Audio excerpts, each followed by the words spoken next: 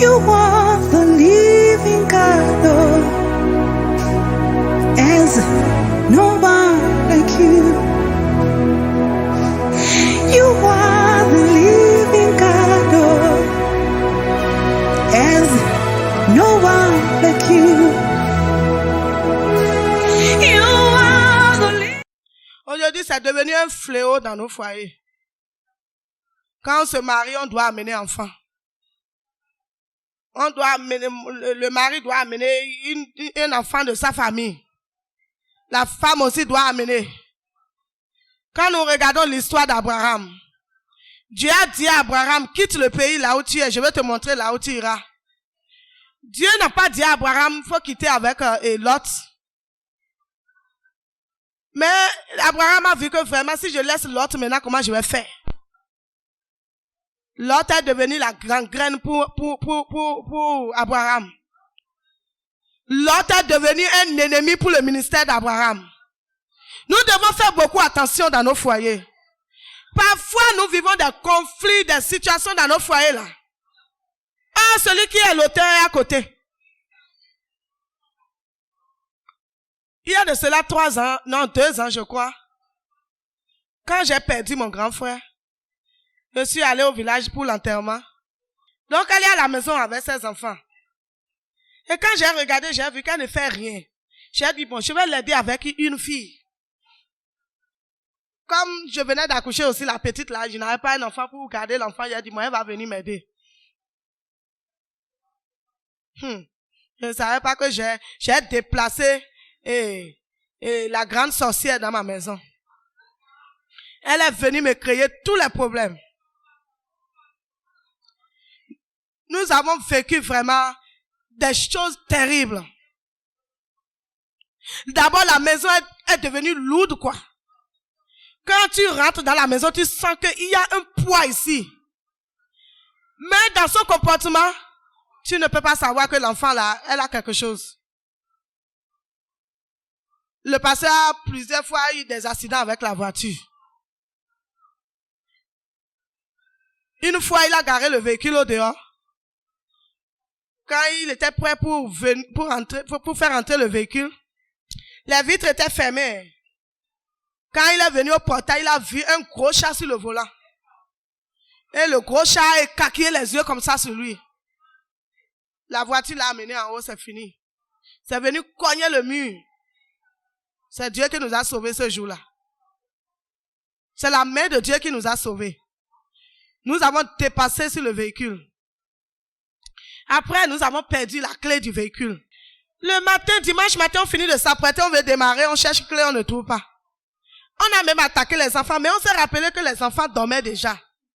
On a invité les jeunes, on a fouillé toute la chambre, on a manqué la clé. Je remercie Papa Chabi, c'est lui qui nous a aidés au Nigeria à trouver une autre clé. On a trouvé la clé 2 semaines après, même scénario. On manque encore la clé à la même place. Le dimanche, là, c'est papa qui devait prêcher. On est venu en retard. J'étais venu ici, je n'étais pas dans mon corps le jour-là. J'étais dans tous mes états. La nuit, j'ai dit, Seigneur, ceux qui viennent voler la clé, là, je dois connaître ça aujourd'hui. C'est là que nous avons commencé par découvrir les choses. Quand j'ai commencé la prière, la petite n'a pas pu supporter. Elle a commencé par avouer les choses. J'ai eu un mal ici, subite. Je n'ai jamais souffert de goitre. Un jour, j'ai fini de me laver. J'étais en train de m'habiller. La chose me dit, regarde bien ton cou. Je regarde, je vois un petit bouton ici. Je touche, je vois que le bouton là, c'est pas simple. Papa dit, va à l'hôpital voir. Je vois que c'est le goitre qui est là. C'est l'opération en même temps. Et le goitre que moi j'ai eu, c'est le goitre dangereux. C'est déjà gros à l'intérieur, mais au dehors, c'est une petite boule. Le docteur dit, si vous faisiez encore 2 semaines, c'est fini, madame. Ça va s'éclater dans ton corps et c'est la mort. La petite a dit que je suis gâtée. Elle est venue dans la maison, elle a vu que moi là, tout ce que j'ai besoin là, mon mari fait ça pour moi. Elle a vu qu'il y a l'ambiance dans la maison. Il y a l'amour dans la maison. Donc, elle a mis le grade pour que je puisse mourir lors de l'opération. Le Seigneur nous a montré beaucoup de choses. Une nuit, je voulais me coucher quand la voix m'a dit, va prier. J'ai dit aujourd'hui, là, je n'ai pas programme de prier. La voix dit, va prier. La voix a insisté, je suis allé prier. Au retour, quand j'ai fini de prier, la chose me dit, va enlever tes enfants de la chambre là aujourd'hui. Parce que les enfants dormaient avec elle. J'ai dit, comment je vais mettre les enfants avec nous dans la même chambre? Papa a dit non, laisse-les. J'ai dit non. Comme la voix m'a dit ça, faisons ça. C'est quand je priais, elle était déjà en réunion. Donc elle voulait revenir quand la prière l'a empêchée. Quand j'ai fini la réunion en même temps, on lui a dit à la réunion que cette nuit-là, elle doit initier les enfants à la sorcellerie. Donc elle est revenue manquer les enfants. La nuit là, ils l'ont trop chicoté. Le matin, on l'a réveillée fatiguée, elle ne s'est pas réveillée. Après, un jour, elle a dit, cette nuit-là, je vais te percer les yeux. Je voulais vous initier, votre maman vous a enlevé de la chambre là. On m'a dit, cette nuit-là, je vais te percer les yeux. Il y a beaucoup de situations que tu vis dans ton foyer là. Et c'est là-bas, c'est les enfants parfois que nous amenons dans nos maisons qui sont la cause de nos problèmes.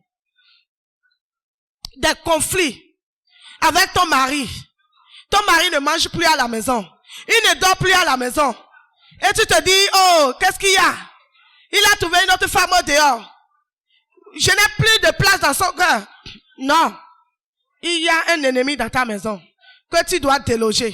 Ce matin-là, quand tu vas élever ta voix là, le Seigneur va te révéler les choses cachées.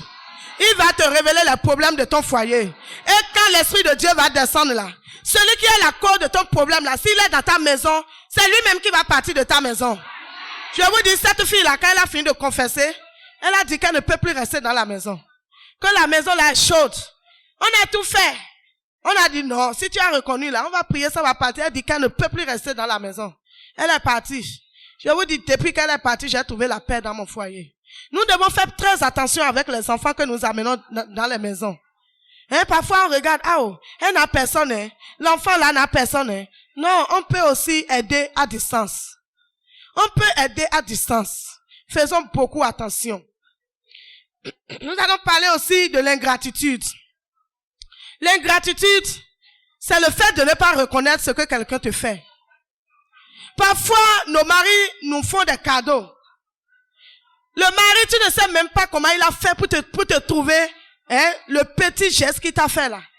Mais quand on regarde ça, on dit, moi je n'ai pas besoin de ça là. Je n'avais pas besoin de ça là. Je n'ai pas besoin de chaussures. C'est pas, moi je n'ai pas de paille, tu m'amènes chaussures. Mais est-ce que tu ne peux pas lui dire d'abord merci pour ce qu'il t'a fait? Oui. Aujourd'hui là, nous sommes devenus, hein, c'est nous-mêmes qui avons empêché les surprises dans nos foyers. Parce que le mari fait l'effort, il t'amène quelque chose. Au lieu de lui dire merci, au lieu de voir l'effort qu'il a fourni, tu ne vois pas ça. Même le fait d'être dans une maison et chaque fois ton mari te paye loyer là, c'est déjà quelque chose, chère maman. Ton mari a construit, tu es dedans. C'est déjà quelque chose. Aujourd'hui là, on ne t'appelle plus Jeanne. On t'appelle Madame Kassa. C'est déjà quelque chose, chère maman. Je sais, nous vivons avec des filles qui ont déjà l'âge avancé. Elles ont déjà 40 ans, 45 ans. Je me rappelle quand on était allé à Cotonou, il y a une dame qui est venue nous rencontrer. Elle a déjà 55 ans, 56 ans. Et elle dit qu'elle croit au mariage. Elle ne s'est pas encore mariée, 56 ans. Mais toi, tu as trouvé au moins quelqu'un par lequel on t'appelle madame. C'est déjà une grâce. C'est une grâce, madame. Si on t'appelle madame là, un jour il faut aller vers ton chéri, il faut lui dire vraiment, à cause de toi là, au moins on m'appelle madame aujourd'hui. Qui est d'accord avec moi?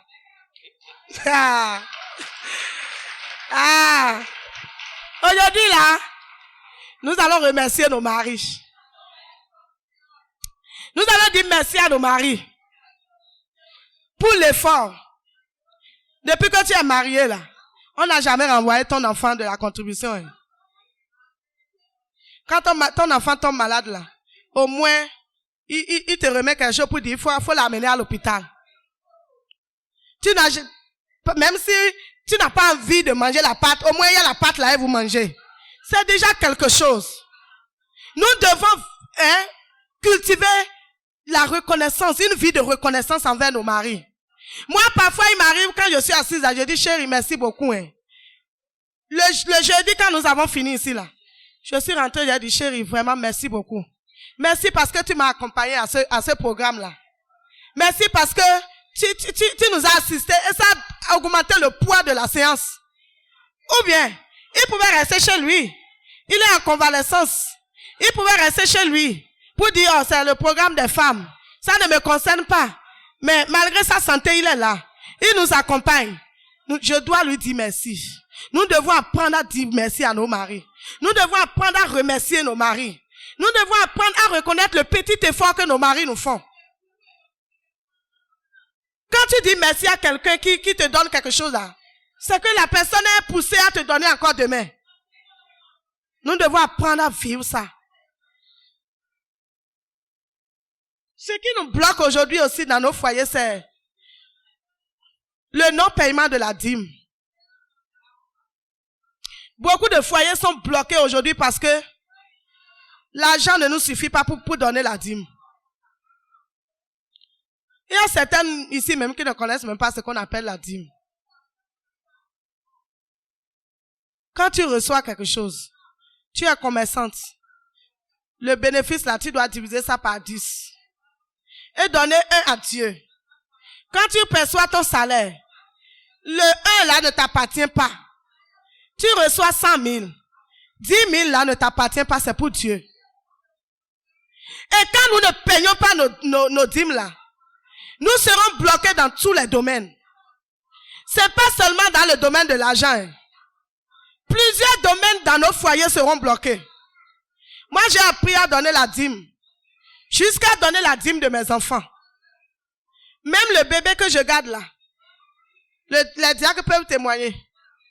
Quand quelqu'un vient dire, ah Maël, prends 500 pour acheter Yahoo. J'enlève 50 francs et je dépose. Mes enfants sont tellement habitués que quand on leur donne là, ils viennent me donner, disent maman, enlève ma dîme pour déposer. Je me rappelle le mardi passé, il y a une maman qui est venue. Quand elle partait, elle a dit, oh tu viens. Elle lui a remis 2 000. Elle a dit, il faut aller acheter Yahoo avec tes soeurs, vous allez boire. Quand il est venu auprès de moi, il dit, maman, prends, mais il faut enlever ma dîme et le dimanche là, je vais donner. Nous avons appris à manger tout.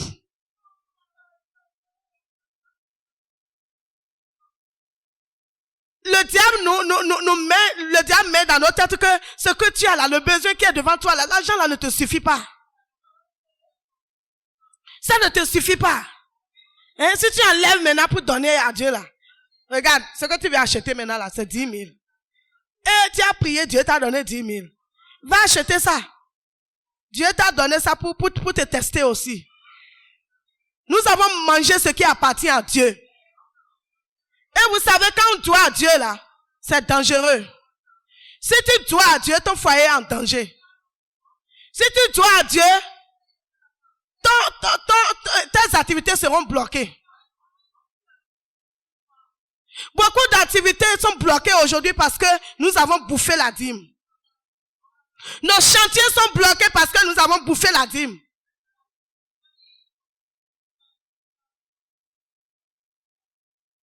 Parfois, nous jouons un jeu d'enfant avec Dieu, quoi. La personne, c'est lui qui détient tout. Et il dit, donne-moi un peu pour te tester. Il ne veut même rien faire avec elle. Mais on joue le jeu avec lui. Oh, ça ne me suffit pas, il ne peut pas te donner. Et parfois, le diable met dans nos cœurs, quand on donne dîme là, c'est le pasteur qui bouffe ça. Il est là, il porte les beaux vêtements. Regarde sa femme. Elle change seulement les pains. Moi, il y a déjà fait 1 an, je n'ai pas encore acheté pain. Et je vais prendre ma dîme pour aller donner au pasteur. Mais quand nous allons chez les féticheurs, là, on ne donne pas. Au moins à l'église, là, il y a au moins les diacres, hein, qui prennent d'abord la dîme. Et c'est une partie qu'on donne au pasteur pour dire nous t'encourageons. Le pasteur ne rentre pas à la maison avec les dîmes et les offrandes.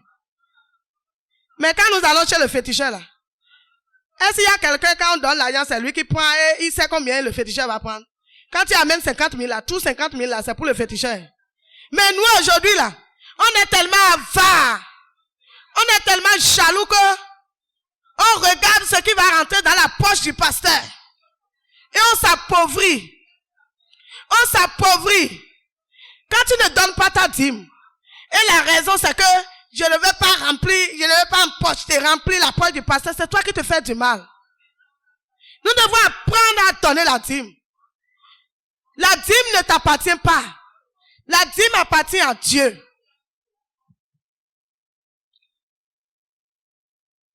Est-ce que tu donnes la dîme?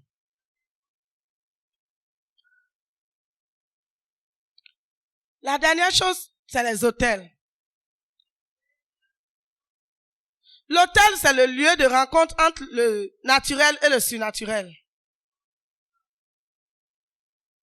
C'est le lieu de rencontre entre le spirituel et le physique. C'est un lieu où le diable tient ses rendez-vous. Les autels sont des lieux où le diable décide de ton foyer.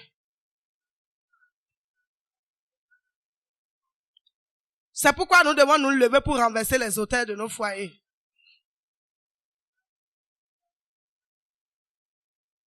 Il y a des autels qui nous combattent. Tout à l'heure, maman a dit quoi? Elle a dit que dans sa famille, là, tu ne peux pas te marier et rester sous le toit du foyer. Et en Afrique, c'est presque dans toutes les familles. C'est presque dans toutes les familles aujourd'hui.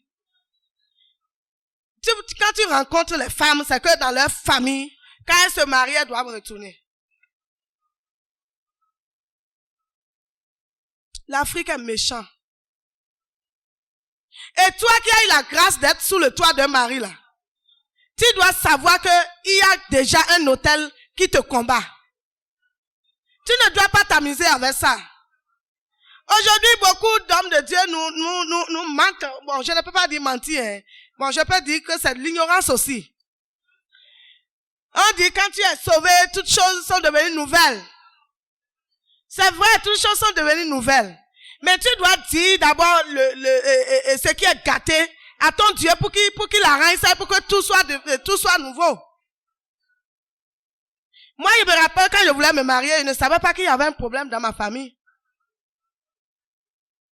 Mon grand frère m'a dit, tu ne peux pas te marier. Et j'ai dit, pourquoi? Il dit non, que c'est déjà fait comme ça. Quand il m'a dit ça, j'ai pris conscience. Hein. Il dit, tu ne peux pas te marier. Et si tu te maries, tu n'auras pas d'enfant. Quelqu'un qui te dit ça, il ne te dit pas ça en l'air. C'est qu'il y a déjà quelque chose. Et beaucoup comme ça, aujourd'hui, nous souffrons comme ça. Dans nos familles, là, il y a déjà des hôtels qui ont été érigés. Et l'hôtel, c'est que quand tu vas te marier, là, tu vas revenir. Le pasteur a illustré ça aujourd'hui, un jour ici. Il dit dans nos familles, là, tu vas voir les constructions au village. Chacun a sa chambre. Chacun a sa chambre, quoi. Même les filles ont leur chambre.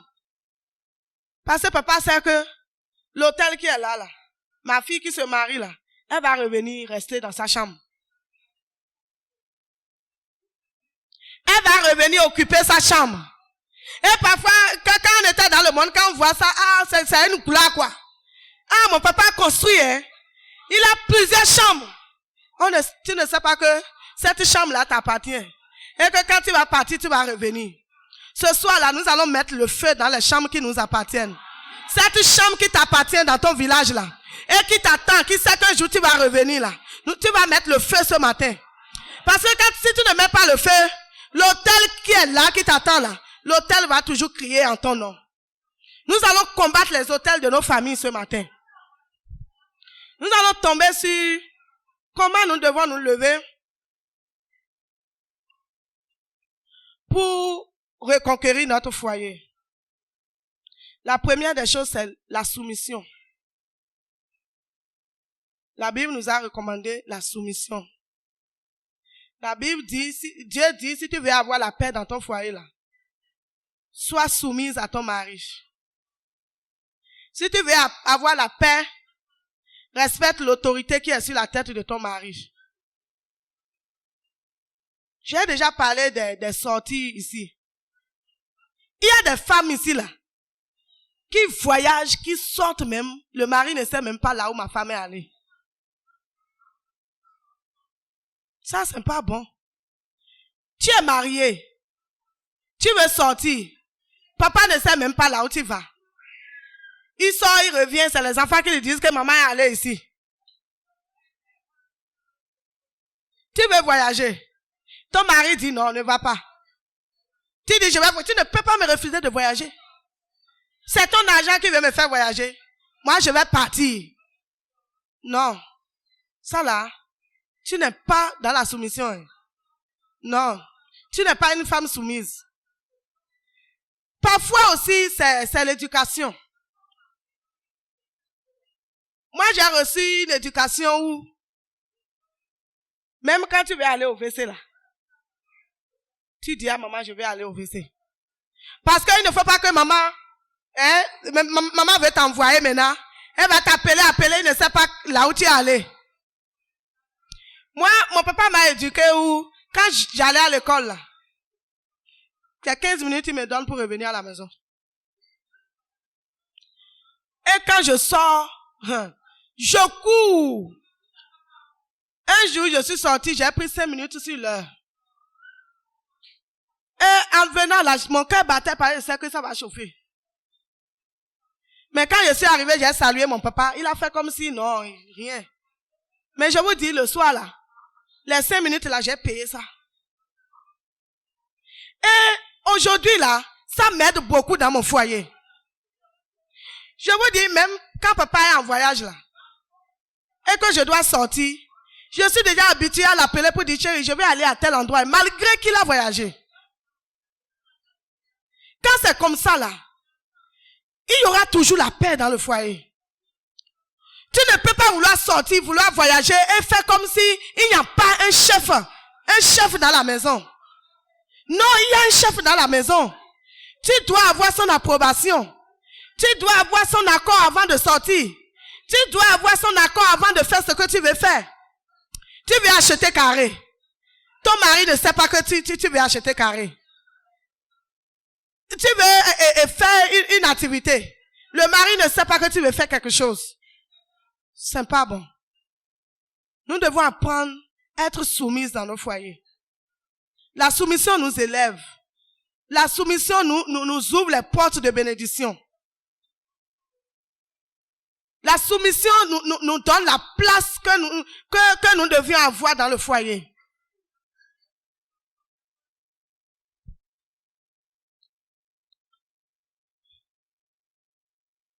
L'autre chose, c'est la prise de conscience de l'état de son foyer.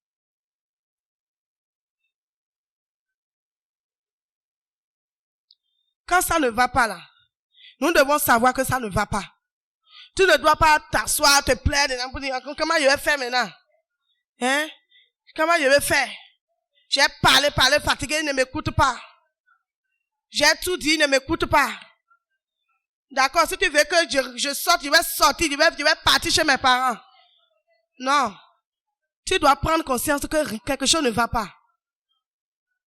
Nous devons prendre conscience quand ça ne va pas là, pour savoir que, ce que je vis là, c'est qu'il y a quelque chose qui a raté. Il y a un problème dans mon foyer. Il y a un problème dans la vie de mes enfants. Il y a un problème dans la vie de mon mari. Il y a un démon qui est en train de nous combattre. Il y a un ennemi qui ne veut pas me voir heureuse. Oui, nous devons prendre conscience dans nos foyers et nous lever. L'autre chose, nous devons connaître la place de l'homme de Dieu.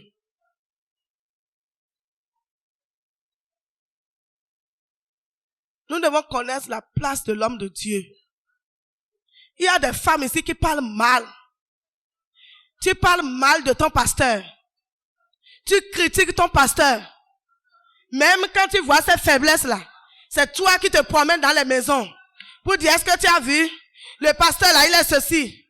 La femme du pasteur là, elle est ceci. Tu seras bloqué. Si tu prends le nom de ton pasteur, tu te promènes, tu critiques, Dieu va te fermer les portes. Je me rappelle, il y avait une sœur ici qui avait trouvé son mari voulait se marier. Et quand on prie chaque fois les blocages, elle a fait semence, elle a fait tout, mais ça n'allait pas. Et vous savez, dans les églises, il ne manque jamais les gens qui sont là pour toujours voir l'erreur du pasteur. Il y avait une sœur ici qui était comme ça. C'est qu'elle, tout ce que l'homme de Dieu fait là, elle n'est jamais contente. Et elle a tout fait pour mettre la main sur cette sœur qui voulait se marier là. Et il ne faisait que prendre le nom du pasteur, critiquer. Et celle dont je vous parle là, elle-même n'était pas encore mariée. Donc, l'autre sœur qui est bloquée là, un jour elle a dit qu'elle dormait. Et Dieu lui a donné une révélation. Elle a dit qu'elle voyait que elle et l'autre sœur, ils marchaient ensemble. Ils marchaient, ils ont même vieilli, ils ne se sont pas mariés. Et quand elle s'est réveillée, elle n'a pas compris. Elle est venue me voir et dit, maman, j'ai fait un rêve. Voilà. J'ai dit, ma soeur, il faut encore analyser ta vie. J'ai dit, Dieu est en train de te dire vous êtes en train de faire quelque chose ensemble. Si tu ne reviens pas, c'est que vous allez finir sans vous marier. Je lui ai dit, il faut rentrer. Quand tu vas rentrer, analyser ta vie là, tu vas revenir. Elle est revenue après, elle dit, maman, c'est vrai. Nous t'avons critiqué. Nous avons critiqué l'homme de Dieu. Et Dieu m'a dit que c'est ça qui m'a bloqué. Quand elle est venue, elle a demandé pardon à l'homme de Dieu. Le Seigneur l'a restaurée. Ça n'a plus duré, elle s'est mariée. Parfois, il y a beaucoup de choses qui sont bloquées dans nos foyers. Les bagarres par-ci, par-là. Parce que tu n'as pas le temps. C'est le problème du pasteur. Les enfants du pasteur. La femme du pasteur. Tu ne fais que bavarder. Oh, le pasteur fait ceci. Le pasteur là, il est comme ça. La femme du pasteur est ça. Faites très attention avec l'homme de Dieu. Faites très attention avec l'onction qui est sur la tête de l'homme de Dieu. L'homme de Dieu n'est pas ton camarade. Il n'est pas ton mari qui est à la maison. Il n'est pas ton papa qui est à la maison. C'est un nuée de l'Éternel. Le Seigneur a mis son choix sur sa vie. Le Seigneur a mis son onction sur sa vie. Et il est une bénédiction pour toi. Ne provoque pas pour que l'homme de Dieu soit une malédiction pour toi, madame. Et si tu es dans cet état-là, tu dois te repentir. Le Seigneur veut te faire miracle, mais il veut que tu te repentes ce matin. L'autre chose, nous devons aussi apprendre à bâtir l'autel. Tout à l'heure, j'ai dit qu'il y a des autels qui combattent contre nous. Nous-mêmes, nous devons apprendre à bâtir l'autel contre ces autels-là. Je n'ai pas honte de parler de l'autel. Parce que parfois, quand tu parles de l'autel, les gens disent, le pasteur là, il aime parler de l'argent. Parce que quand on va amener, c'est pour lui. Bon, si c'est comme ça, tu comprends, c'est ton problème. Moi-même, je fais l'autel. Il y a de cela 2 semaines là. J'ai commencé par sentir des problèmes dans la maison. La maladie par-ci, par-là. Ma petite fille, on était à l'arrière-cour, je ne peux même pas expliquer comment ça s'est passé. L'eau chaude est versée sur son pied. J'ai commencé par voir que la maison est devenue lourde. Il y a quoi? Je me suis levée, je suis venue ici à 5h30. C'est ici je me suis mis à genoux. Un mercredi.